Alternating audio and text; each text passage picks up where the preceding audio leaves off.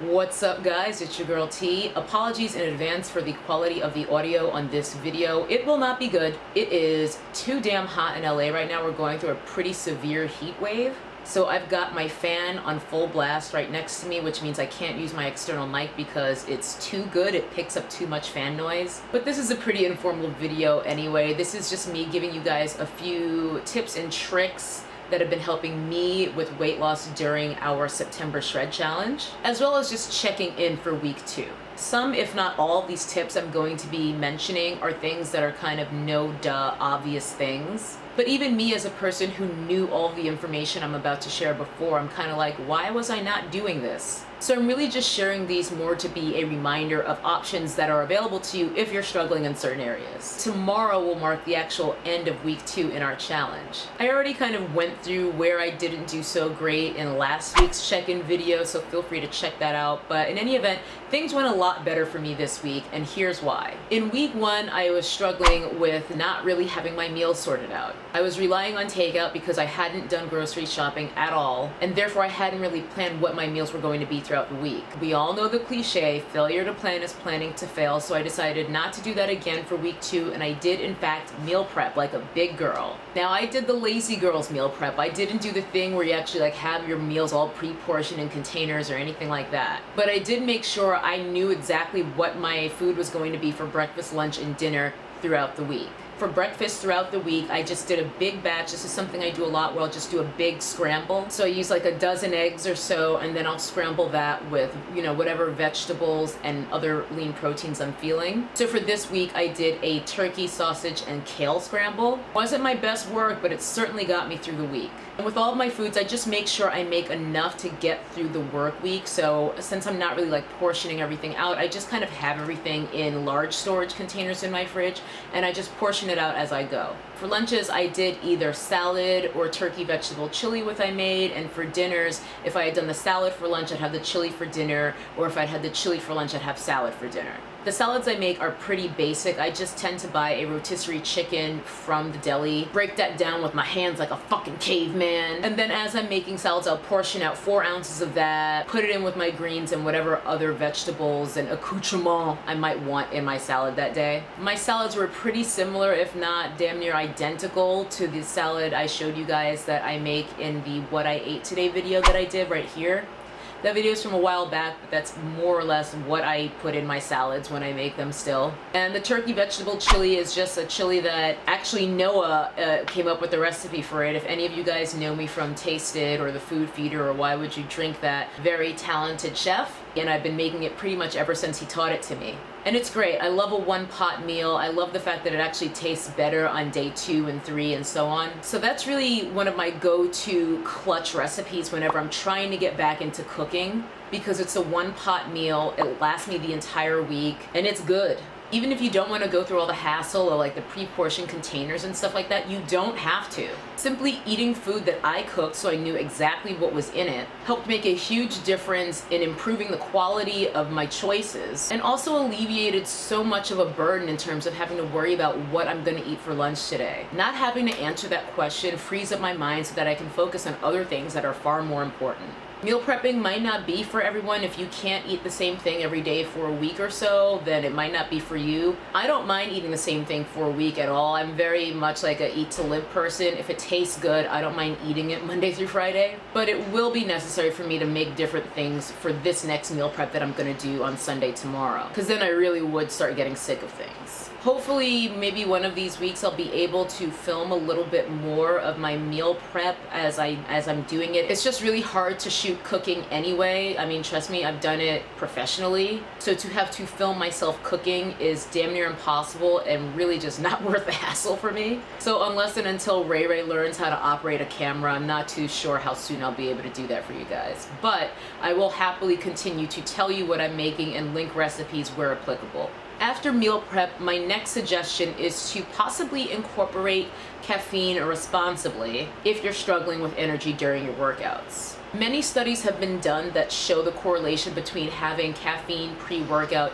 to actually help enhance performance. In my case, I tend to work out in the mornings, and I've really just been dragging ass. I think it's a combination of things. It's a combination of not being in the best shape and having to reacclimate to tough workouts in the morning on an empty stomach because I can't eat before I work out. It just doesn't work for me. And two, I think with eating so much cleaner this week compared to the previous week / months leading up to this, there's a bit of a detox happening little by little with every day that I'm eating better, and I think that sort of purge of crap from my system has been making me feel a little bit more fatigued and a little bit more sluggish. And it was affecting my performance in my workouts in a severely negative way, so I decided that this week I was going to try incorporating a little bit of caffeine before my workouts to help me out. The jury is still out on exactly what works best for me. I'm still experimenting a little bit. I mentioned in I think an old favorites video from last summer of 2016, a green tea that I enjoy taking pre-workouts. But that was before I got the dog, and since I'm working out first thing in the morning with having to get dressed for the gym, walk her, and just all the things I need to do, it's not realistic for me to also put a kettle on. I may experiment with just making a big batch of iced green tea with that tea that I mentioned, but for now, this week I just had some cold brew coffee that I purchased from Whole Foods, organic, fair trade, artisanal, blah blah blah. And if you're not familiar with cold brew coffee, just Google it. It's basically coffee that's brewed cold rather than with heat, so it makes it less acidic and it's actually more potent. Because it's more potent and I'm not a coffee drinker normally, I usually have coffee once a month maybe, I don't want to go overboard. So I've only been having about 3 ounces of it, and then I mix it with equal parts of another liquid. Specifically, what I've been doing is 3 parts of the cold brew coffee,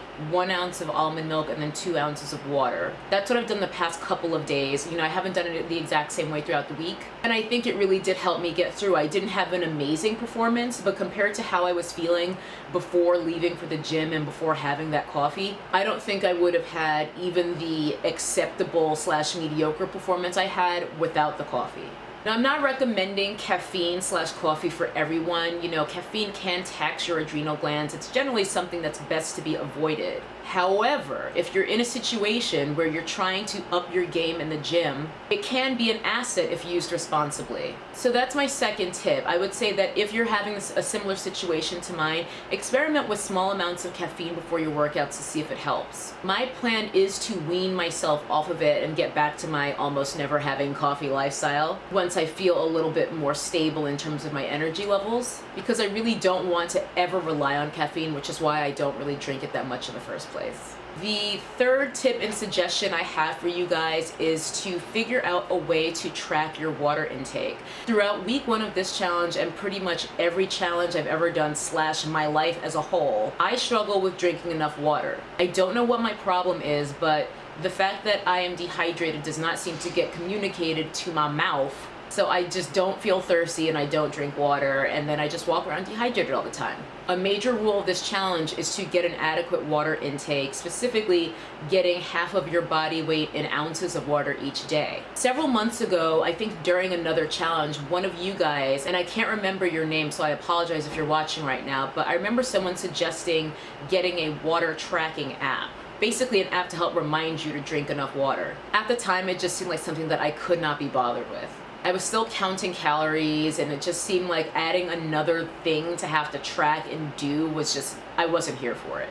But because I struggled so much with hitting my target for my ounces of water each day during week 1, I decided to give it a go, and I'm not counting calories right now, so it's just this one extra thing to have to do. And I gotta say, it's been great. I don't even remember the name of the one I'm using. Okay, I think it's just called Water Drink Reminder, but you just put in your target of how many ounces of water you want to drink for the day, and it reminds you to drink water if you've gone X amount of time without having any. You can also customize how frequently it reminds you to drink water. I think the default reminder is every hour. It became clear very early on that that was too often for me, so I think I have mine set to every 2 hours. And every time you tell it that you drank a glass, the clock resets. So if I just tell it now, hey, I just finished a 12-ounce glass of water, 2 hours from the point that I put that in, it'll remind me again, unless within that 2 hours I put in another glass, and then it'll do 2 hours from that point, if that makes any sense at all. As stupid and first world / millennial as it sounds, That water app has been a huge help for me. Like, I'm sort of embarrassed that I even need a water app, but it's helping. It's helping me to hit my ounces every day, and hitting my ounces in water, I'm noticing is gradually helping to stabilize my energy levels as well. It makes sense. If you're dehydrated, it's likely that you'll probably feel fatigue.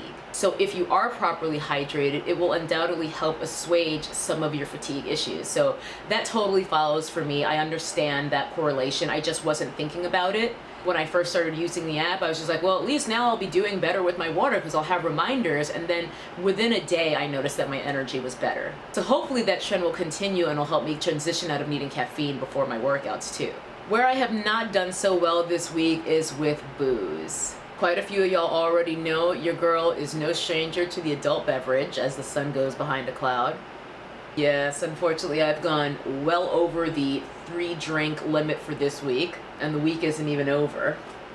But look, all right, it's summertime, I'm going out, I'm having fun with my friends, it's Labor Day weekend, shit's gonna happen. Wednesday night, I went to see Trombone Shorty play at the Hollywood Bowl, which I was so excited about. And then last night, I wasn't planning to go out, but it was my friend Julie's birthday. She's got a house with a pool. She was having a last-minute pool party for her birthday. Drinks were had. I regret nothing. I'll try to do better next week.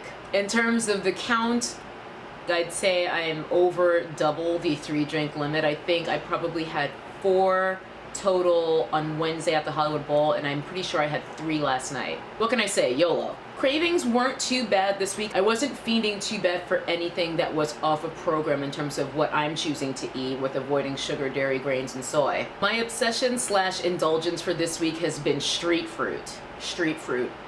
It's one of the best things about living in LA. This is $5, cut fresh, custom. You can get jicama, coconut, cucumber. I went for cantaloupe, pineapple, watermelon, and mango. Con lima y tajín, porfa. I've never been a mango person, but I think I'm starting to believe the hype. The heat has been insane in LA, and there is nothing better or more refreshing than cold fruit. Well, I mean, ice cream would probably be equally, if not more refreshing, but that's not on program. And this is an absolute delight. It's such a sweet treat. As I said, fruit is okay, but only in moderation because we are still trying to watch our sugars. A big tub like this probably isn't moderate, especially considering this is my second one this week. But look, progress not perfection, right? My girl Allie reminded me of that in the comments under last week's video, and I was just like, yes, progress not perfection, exactly. So that's really it. Week 2, not perfect, but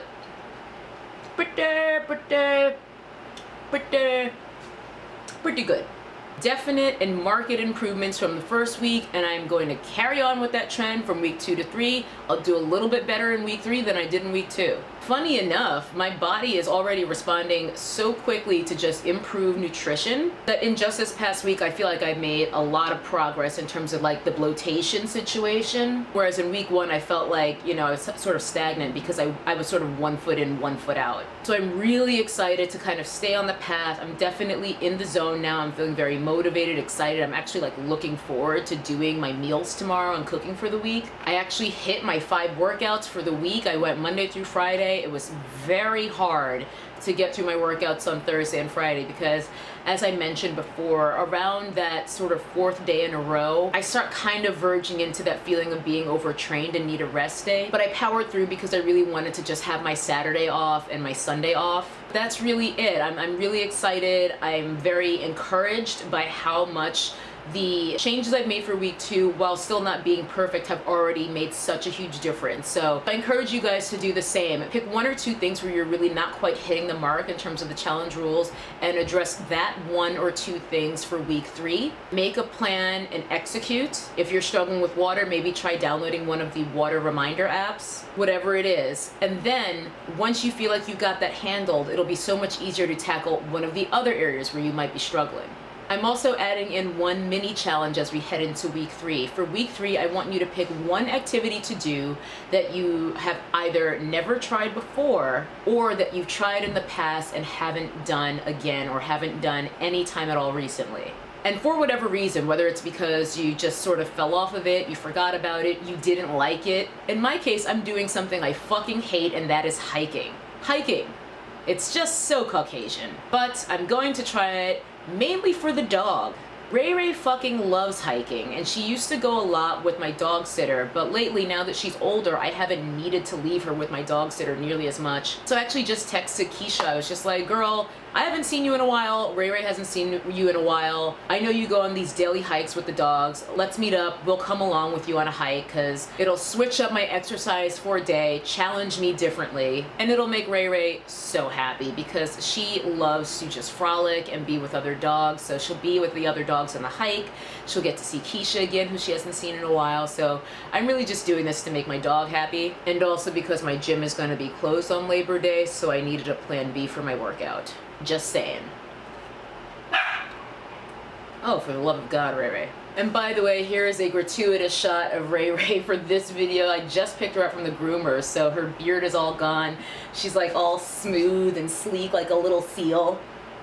She looks so cute when she gets her haircut. They cut her beard actually shorter than I wanted this time, but she looks super cute still.